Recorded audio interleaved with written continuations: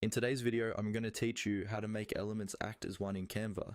When you're designing in Canva, you'll often have multiple elements on your canvas, like shapes, text boxes, icons, or images that you want to move or resize together.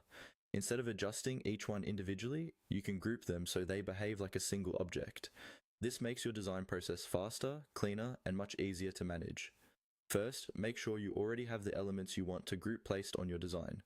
These could be anything: a text heading with a background shape, a row of icons, or a collection of images that form one layout. Position them roughly where you want them to be before grouping. It doesn't have to be perfect because you can still fine-tune things after they're grouped.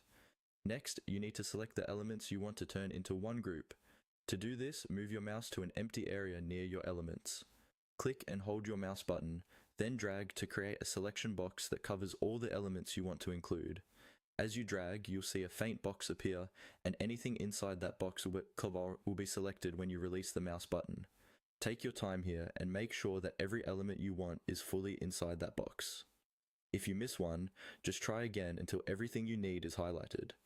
Once you let go of the mouse, you should see selection borders appear around all of those items, showing that they're currently selected together. Now, move your mouse over any one of the selected elements and right-click. A context menu will appear with several options related to editing and arranging your design. In that menu, look for the option labeled Group.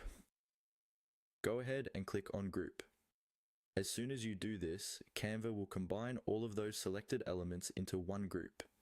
You'll notice that when you click on any part of that group now, everything is selected together, not just a single item. From this point on, you can move, resize, rotate, or duplicate the entire group as if it were a single element. This is especially helpful when you're creating repeated layouts, like social media posts or presentation slides, where you want to keep certain pieces locked together. And that's all there is to it. Drag to select your